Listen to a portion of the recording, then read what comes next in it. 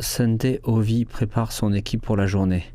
Le directeur de l'hôtel a rappelé que les affaires étaient quasiment réduites à néant en 2020 en raison de la pandémie de Covid-19. L'activité progressait lentement.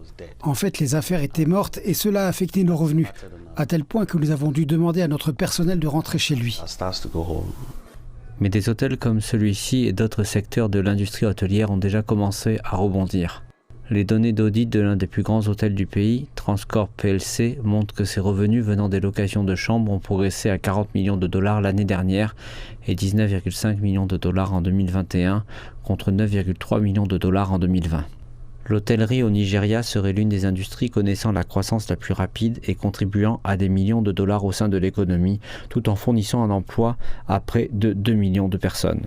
Le Conseil mondial du tourisme et du commerce déclare qu'il a le potentiel de contribuer à plus de 26 milliards de dollars dans l'économie du Nigeria, tout en créant plus de 5 millions d'emplois au cours des 10 prochaines années. Le Conseil mondial du voyage et du tourisme déclare s'attendre à voir la contribution du secteur croître à un taux moyen de 5,4% entre 2022 et 2032.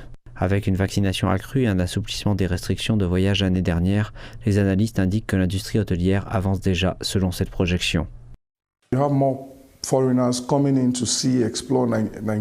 Vous avez de plus en plus d'étrangers qui viennent visiter et explorer le Nigeria. Vous savez, certains y viennent comme une destination de mariage, d'autres pour explorer, et tout cela.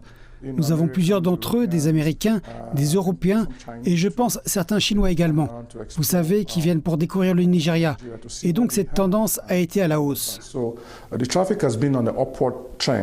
Mais outre la pandémie de Covid-19, l'insécurité a ralenti la croissance du secteur en raison de la mauvaise réputation du Nigeria à l'étranger, décourageant les gens de voyager dans le pays.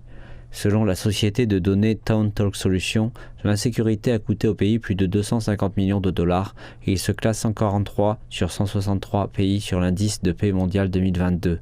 Les experts estiment que le gouvernement nigérian doit attirer davantage de touristes dans le pays afin d'en développer tout le potentiel. Les mots ne peuvent pas justifier le potentiel que nous avons dans l'hôtellerie ici. Le Nigeria est vaste avec beaucoup à voir. Vous pouvez parler de la culture.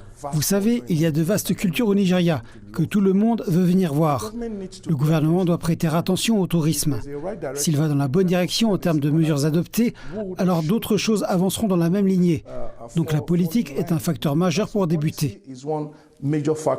Le président Muhammadu Buhari s'est engagé à mettre un terme à l'insécurité par le biais d'offensives militaires continues contre les terroristes avant la fin de son mandat en mai de cette année.